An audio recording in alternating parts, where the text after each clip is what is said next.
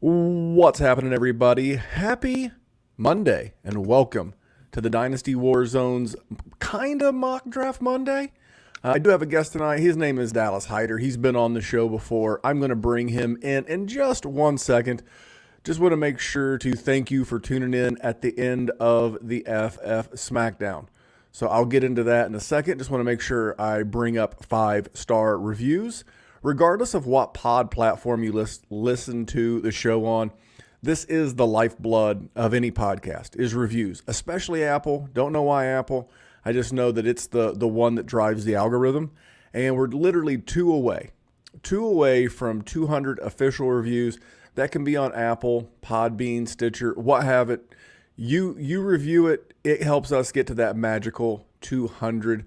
This, along with subscribing everywhere, is the fastest way to help us grow, and growing we are. I do want to take a minute because we did get one 5-star review since the last time we spoke, and that 5-star review reads, amazingly good. Even the tight end podcast was entertaining, and that came from Aaron GT80. Aaron, thank you so much, man. That made my day. My co-host, Jerry, at JerrySendDWZ on Twitter, actually tweeted out a screenshot of that review. We were so pumped up. Thank you so much for your feedback. And for those of you listening, we are going to share our food and beverage mock draft from the Super Bowl YouTube live stream at the very, very end of this. It's about 12 minutes long, and my mic on this particular 12-minute piece was cracking. So here's the deal. When Dallas and I get done recording this, if it's cracking again, I am going to return the new mic, go back to the old mic, because production value has to come first. So thank you for all the reviews. Again, man, if you want to do something nice for somebody, even someone you don't really know like me, although we all know each other, we hang out every, Tuesday, Wednesday, whatever. You can make someone's day like mine by helping us get to that 200th review. In the rear view mirror. So if you're listening to this on Tuesday, you just listened to the first installment of the FF SmackDown on the DWZ Football Network. Now, those are our redraft BFFs, Kyle, at KyleFFFellas on Twitter, and his new co-host, permanent co-host, Jake Hrip. Why am I putting so much emphasis on the H? Only Family Guy fans know. You can follow Jake at Jake's Takes FF on Twitter. And these guys are bringing unique opinions and takes on the redraft game to the DWZ Football Network. I've always wanted to have a show concentrated on redraft, as it's the most popular form of fantasy football in America. So every Tuesday during the entire off season, we're going to have the guys over at the FF SmackDown sharing their unique brand of redraft fantasy football. And starting next week, that'll be live on YouTube. And that'll be Monday nights on YouTube and Tuesday mornings in your podcast player. So real quick, I'm going to do this in 30 seconds or less. I'm on a clock. The off-season schedule is going to go like this. Sunday nights for a Monday pod. So Sunday night YouTube, Monday pod will be mock draft Mondays. That will be with me and friends and guests, and we'll be mock drafting everything. We'll be doing startup mocks. We'll be doing rookie mocks. We didn't do that this past Sunday because, well, Super Bowl. On Mondays for a Tuesday pod, so Monday on YouTube, Tuesday podcast, the FF SmackDown with Kyle and Jake. Then a Tuesday night YouTube for a Wednesday pod will be me and Jerry on the flagship Dynasty Warzone. And then Thursday only on the YouTube, you will get the Dynasty Happy Hour Contractor, as well as the once a month, The Big Bet with me and Dr. Kyle. And we'll have a lot of friends, guys. So here's what we're going to be doing. We're going to be doing at least one show rookie-centric. Everything will be rookie-focused. That's what we're going to talk about here in just a second with Dallas. But we'll have at least one show a week that will be nothing but rookies, maybe a draft, maybe a rookie content provider in the form of a guest. And then the other show of the week will be for your existing Dynasty leagues, theory, strategy, player value, all the normal stuff. So make sure you subscribe everywhere. We're going to have good stuff. And I have kept this to under 5 minutes, which is great. That's been the goal ever since. Another review, speaking of reviews. So check us out on Instagram and Twitter at Dynasty Warzone. And if you're not on social media and you need to get a hold of me, dynastywarzone@gmail.com. So here he is. He's back again. He has done a couple of mock drafts with us now. Last season, he did an episode of the Dynasty Happy Hour Contractor. He is back with me. His name is Dallas Hyder. You can follow him on Twitter at Salad Galore, SALLAD Galore, on the Twitter box. What's going on there, Mr. Dallas? Hey, Memphis. Great to be back. I'm just enjoying the tundra weather that most of the Midwest is currently going through. I'm trying to survive like everyone, but as you aptly said earlier, not very long that we have left of it. So I'm looking forward to the spring weather. The draft is ever approaching. Not going to have a lot of, obviously, combine-related activities, so it's going to be a little bit different this year, but I'm ready to talk some rookies tonight.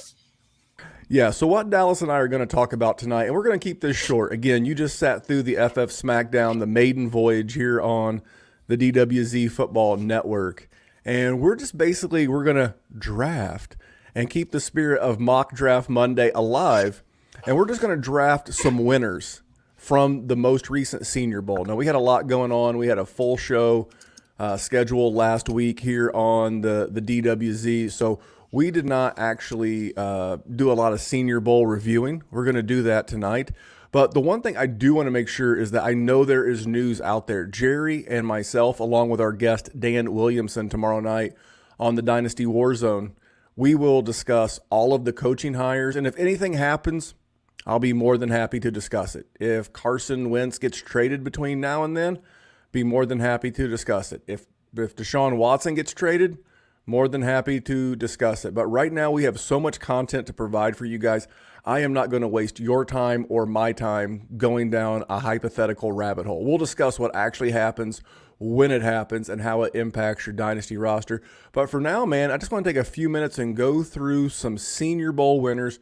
So we're going to do maybe 6 to 8. We got to do at least 3 to 4 each. I'm going to let you go because I know who your guy is. I thought about being a dick and taking the 101 and taking your guy, but I know who you want to talk about as your biggest Senior Bowl winner. Who was your big winner? The 101 of Senior Bowl winners. It's got to be my man, Michael Carter. Anyone who's heard any of the episodes I've been on so far, I've been preaching him. I'm preaching him on Twitter. I'm in the small minority that probably can't decide whether or not I like Javonte Williams or Michael Carter better, and that was before the Senior Bowl that was nationally televised for everyone when everyone's fiending for that football content. He is a game changer. He's a completely different type of back than what you're going to get from Javonte Williams or the Najee Harris's, that type of back. You're getting a very shifty guy. Buzzword alert, the contact balance is what always gets thrown out for Javonte Williams, but Michael Carter does it not quite as well, but pretty damn well. He's elite with his vision. My go-to play anytime anyone is ever curious as to what he encapsulates basically as a prospect, I tell them to go and look at the Syracuse game from earlier this year. I'm not going to tell you to watch the Miami game because they both just went off and ate in that game. It doesn't really tell you that much because Miami's defense just couldn't do anything. But Syracuse did a pretty good job against both backs.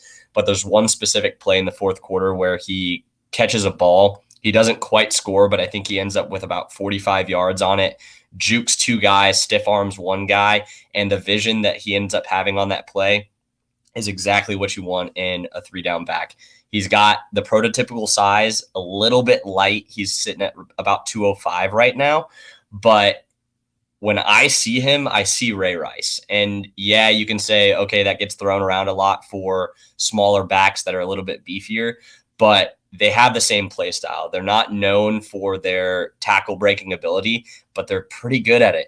They have deceptive strength inside the tackles to force those out. And then when you get them involved in the pass game, they're pretty much identical. So I don't think he's going to end up in a purple jersey personally. I hope he doesn't because that would really mess with some people. But that's who I see when I look at Michael Carter.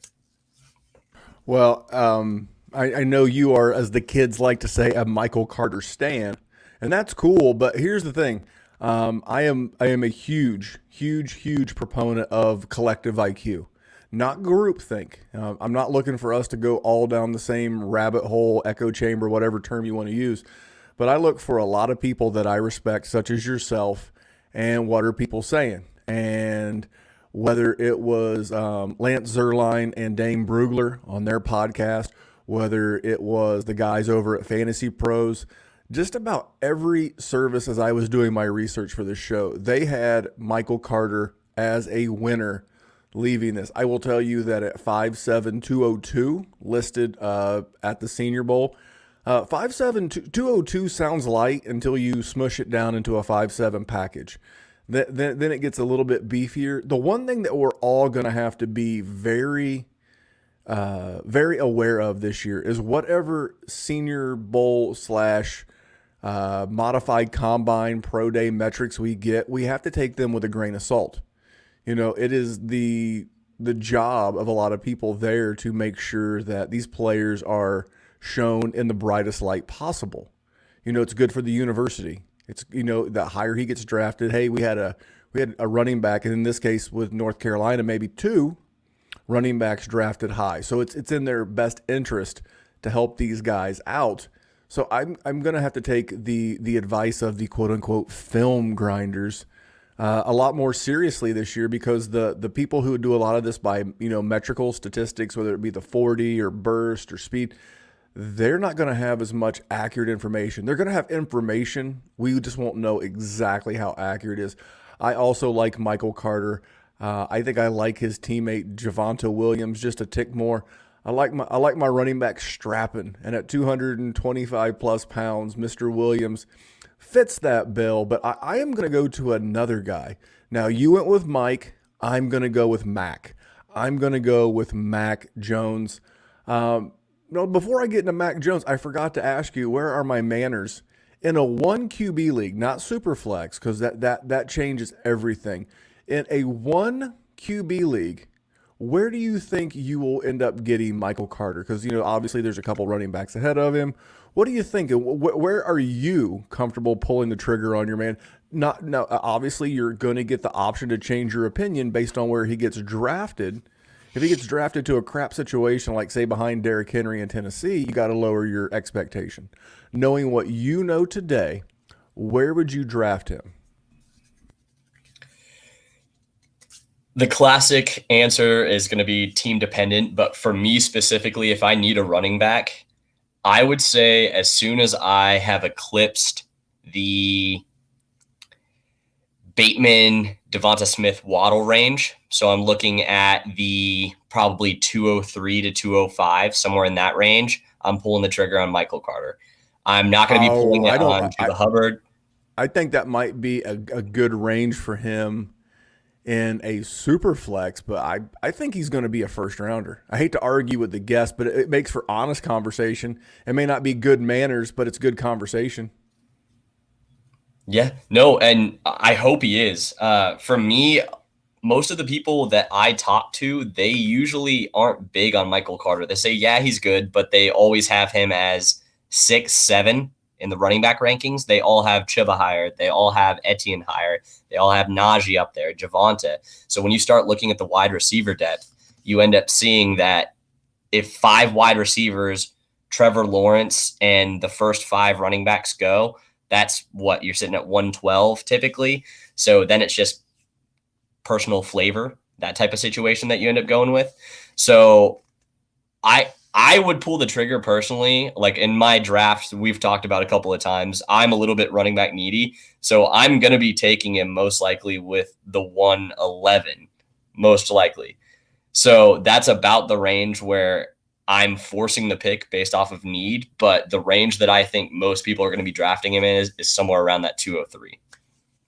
Okay. Well, I'm starting to see a ton of love for this young man all over Twitter. So I think he's going to wind up being, so I am putting something together for our Patreons, patreon.com/Dynasty Warzone, where I am putting together consensus rankings across as many draft services as I can.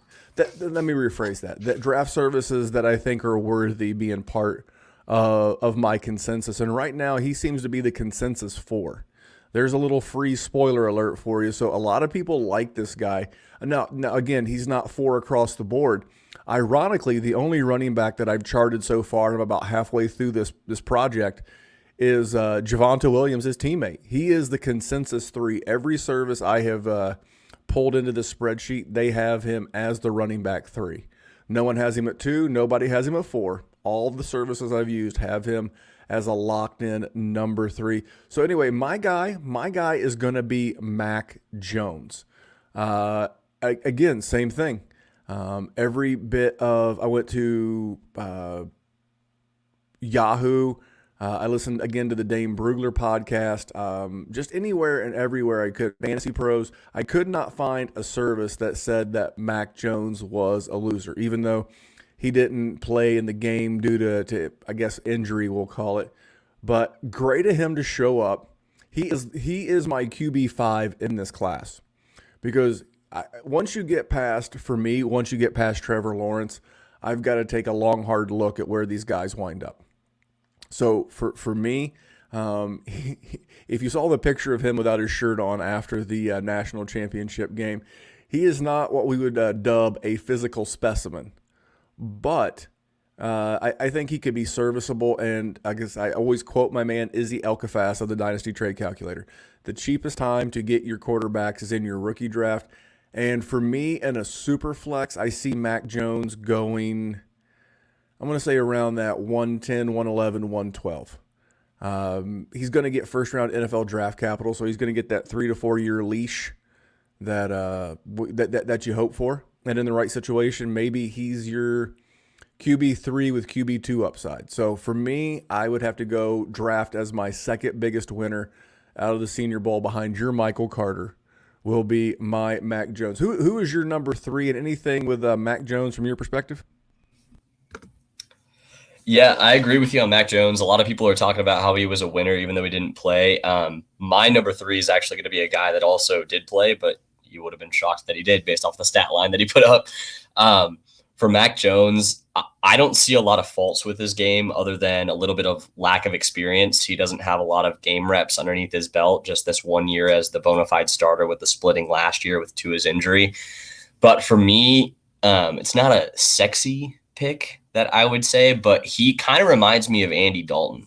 So when Andy Dalton was coming out, he wasn't a super illustrious quarterback. He was the guy that, hey, I need a starter. The Bengals were like, we need someone to come in, fill in the role. You have all the tools to be a good quarterback. Andy Dalton coming out, they called him the Red Rifle. He had a bomb, a very good deep ball, and that's exactly what Mac Jones has. So that deep ball, that deep accuracy, that's who I kind of see when I see him. So yeah, it's not someone that in a super flex is going to break the bank for you that you're going to pay up for, but it's probably going to be someone that fills a role for at least 2 to 3, maybe even 4 or 5 years at the quarterback position while people are trying to fill him out and kind of feel where he's at during his rookie contract. So I like that pick. All right. Who's going to be your second of 3? So my second of 3, this is kind of a personal preference for me, but I love me some Tylan Wallace. So in the actual game, for those of you who don't know, Tylan Wallace, he's the Oklahoma State wide receiver. He's sitting at right about 6 foot, 195 pounds, I think is what he weighed in at. So he's got that just real average, solid wide receiver body type. So not too big. He's not going to blow you away with his speed or anything like that. But looking at all of the one-on-one pass reps that you had between the cornerbacks and the wide receivers, he was pretty much the only wide receiver that was setting up routes. Everyone else was just trying to either out physical their guy or just sprint in one direction. I'm looking at you, Tony. But for me, Tylan Wallace is pretty much exactly what you're looking for when you're looking for a guy that's got that my ball mentality. So the DeAndre Hopkins of the world, although they're not the same body type, it's I'm going to beat you to the ball. I'm going to win this ball. His hands are amazing. Yes, he played in the Big 12, so it's not tons of great cornerback play that he's going up against, but he went in for his sophomore year, had gaudy numbers, just absolutely insane numbers, tears his ACL at the end of the year, comes back last year, puts up respectable numbers for coming back off the injury and not really being in a great offense with Oklahoma State. So for me, when I see him, his adjustment on the deep ball is next level. And I see someone that could follow the same type of career track that what you saw with like a Robert Woods. So they got the similar body type, the similar type of play style where they have really solid hands, But if you remember, Robert Woods did nothing for Buffalo. He was that second round pick that everyone was waiting for something to happen. Tylan Wallace is that guy. He needs some refinement to his game. He needs to work on setting up his routes, and he needs to add some strength a little bit to actually get off of routes and press. But once he does that, he's got that just real fight mentality that I love for my personal wide receivers. All right, well, I'm going to keep this thing rolling. I like Tylan Wallace, another name, very, very popular in the Twitter rookie universe, I guess we'll call it.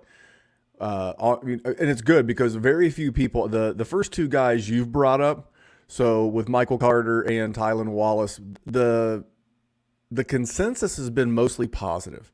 And that's a good thing. That's very scary because Twitter is a very divisive place. And to see this much common love for the man has been refreshing. So I have a guy, and he is slowly, the more that I learn about him, the more that I like him. And he could be now I don't know that based on size and athletic score that he'll be Antonio Gibson, but this guy could be this year's Antonio Gibson, and that's Demetric Felton. I don't know what position he's going to play in the NFL. Now, he played running back at the University of UCLA, but at the Senior Bowl, they had him listed as a wide receiver. Here's what I'm hoping happens. I'm hoping that from a dynasty standpoint on MFL and Sleeper, he winds up with wide receiver designation and a guy that can rush the ball because you're thinking, well, how big is he, Memphis? If you're unfamiliar with Mr. Demetric Felton, how big is he? Well, he's 5'10", 200 pounds. That's not much different than me. I'm 5'11", 205. So not huge. We'll see what kind of athlete that he is. But here's the thing. He had, as a senior, he had 132 carries in 6 games. He was getting over 20 attempts a game in the Pac-12, I guess. I would say Pac-10. In the Pac-12, and he averaged over 5 yards a carry. Had 5 rushing touchdowns, and he's got 99. This is a hell of a number. 99 career receptions for almost 1,000 yards. So I can't wait to see what kind of, because again, I'm going to be very untrusting of the metrics. There are 2 numbers that we are looking for with Demetric Felton. We are looking for his MFL/sleeper designation. What they make him out to be will go a long way to determine his draft capital. And he's a guy that I'm not enamored with this class. Like in a 1 QB league, he has got second round written all over for me, especially if he goes to a coach that I would deem to be offensively progressive. So for me, and again, much like the guys we've already talked about, this guy got love across many quote-unquote winners and losers list, whether it was the Dane Brugler, Lance Zierlein, Fantasy Pros, all the spots, the Pro Football Network, everywhere I went, they had positive things to say about what a good job he did as a receiver. But this is a guy with 233 rush attempts in college. Nothing special about him. We kind of fell in love with another UCLA back last year in Josh Kelly. But I love the fact that this guy is what the NFL is going to. A lot less about position and a more about being a weapon. And this guy can be weaponized in the right system in the NFL. So I'll be keeping a sharp eye on Demetric Felton. So you got one more for us? Anything on Felton before you give us your last guy? Yeah. So you brought up the point about we don't know what he's going to do measurable wise and speed wise. The dude's fast. He is very fast. I remember watching the game last year. It was a UCLA versus Washington State game. It was a barn burner, like 67-63. So before he took the lead role this year with all the running back touches, he was basically just exclusively the third down back behind Joshua Kelly. And he was just murdering Washington State last year in that game. I think he ended up with like 160 yards, 2 touchdowns. One of them was like a 95-yard touchdown where he stiff-armed like 3 guys on the way to the actual touchdown. Go and watch it if you haven't seen it. But I love Felton. That was my next guy to get to me, but you snuck in there and snagged him. So I'm going to go a different route. My third guy personally is going to be Des Fitzpatrick, the wide receiver out of Louisville. So not a big name, not very flashy. He's not super, I don't know, super, I guess, analytic based, where you would fall in love with his numbers at his time in Louisville, partially because he played at Louisville without Lamar Jackson, and partially just because he doesn't have that insane athletic profile. But he's sitting right around 6'2", 210, 215, somewhere in that range. So he's got a pretty solid build for the wide receiver, and his route running is amazing. So I didn't know who he was particularly going into the Senior Bowl, but watching the Senior Bowl, he was the guy that kept popping off the page. Every time I saw a play, it was Des Fitzpatrick, I think for the South is who he played for, but he was the one that was making the plays. So I'm excited. I need to go back and watch a little bit more tape on him, I think, to see exactly where he is. But based off of guys, we're doing the exercise of who raised their stock the most. Guys I wasn't even thinking about going into the actual rookie drafts. Now I'm taking a second look at Des Fitzpatrick.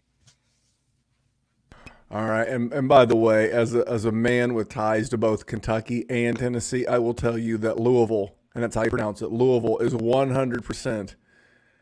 I got one more guy I want to talk about. Another guy, universally loved. It is Western Michigan's wide receiver, Dwayne Eskridge. Had a really good Senior Bowl. A lot of people like it. He, for me, this is going to be something like the NFL. We're going to have to trust the NFL the most. Much like, Felton. There's Amari Rodgers from Clemson. We got Eskridge. All these guys are like that 5'9", super athletic guy. So at this point, I like him. I like the fact that he was a winner. I know people were excited about him going into the Senior Bowl, and he did not disappoint. So that's a good thing. But for me, I really, because again, I'm going to be very leery of the physical metrics. So when you go to a player profiler, shout out to last week's guest over at the show with Cody Carpentier at Roto Underworld. He's a guy who uploads a lot of that data into the system for them. This year that data is not going to be as accurate, but I'm very interested. He is what I would consider a Twitter darling.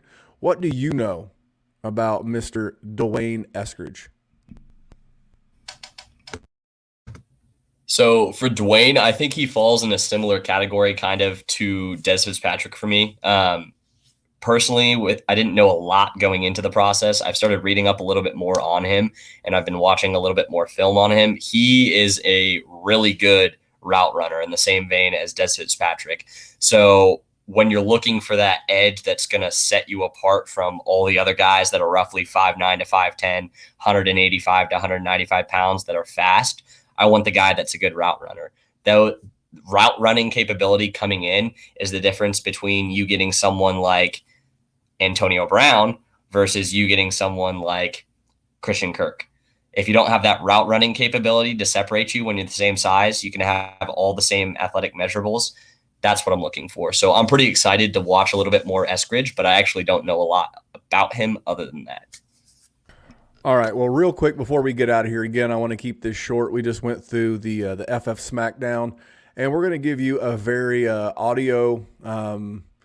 Again, this is where the rubber meets the road with the new mic situation. But we're going to give you the food mock draft as well on a mock draft Monday. But where can these people find you? Where are you plying your trade currently here in the fantasy space? Yeah, so like Memphis said, you can find me at Salad Galore. I know it sounds weird, but my name's Dallas. Flip it around, you got Salad. So I was like 14 when I made it. Just kind of stuck. But you can find me at Salad Galore on Twitter. I'm also writing for the Podcastic Network. I do a lot of rookie workups, basically. I'm doing an in-depth end-of-year piece now on all the rookies, their outlooks going forward, how I basically did on my assessments. Did pretty well. Just a little bit of a insight if you're going to read the article. Other than that, you can find me on Twitter. Like I said, I'm currently doing a piece. It's called 99 Problems, but the pick ain't one.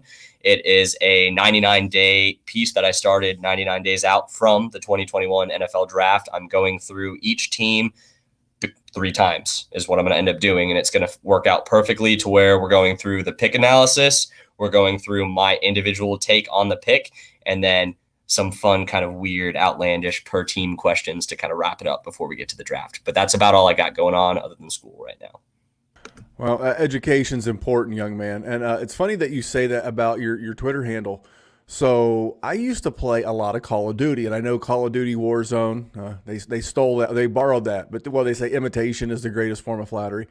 And they've got Call of Duty Warzone. So, I was like, I'm just going to play. And I was like, I asked my son, I'm like, I'll just play on your account. And he got really quiet. Now he's 13. He'll be 14 in August. And he was like, what's your screen name? And he was like, very quiet. And his screen name is Obama. And in parentheses, it says anime biddies. So if you're looking for me occasionally out there running on Call of Duty, look for anime biddies and you will find me out there. I try to get on one night a week. Some of our patrons like to play, and I'm trying to find people. My buddy Izzy, as well as a lot of other people, play Call of Duty. But, man, I want to thank you for jumping on. And, guys, this is just a taste. I know it seems crazy, but we have been talking rookies for well over a month. And to tell you how early that is for us, this time last year after the Super Bowl, myself and Shane Hallam of Fake Pigskin and the Devy Marketplace, he and I sat down last year the night of the Super Bowl when the Super Bowl was over, and he and I did our first rookie-related content podcast last year. We're already 5 episodes in, and we're going to have just as strong a 2021 as we did 2020 because of people like Shane, because of people like Dallas, and all the guests we have coming up. Hey, come back here with us tomorrow. Make sure you're subscribed everywhere. Hang out with me. Hang out with the man of the hour and the man with the power, Jerry Sinclair, along with Dan Williamson at Overhyped Sleeper on Twitter. We are going to go team by team discussing the impact of these new 7 head coaching hires, along with their OCs, and their impact on your dynasty rosters and dynasty assets. But until next time, thank you for tolerating my crackling mic. It will be better tomorrow, or it will be gone tomorrow. My name is Memphis. His name is Dallas. Thank you so much. And remember, we're just here to make the world a better place for fantasy football. Thanks for tuning in, guys.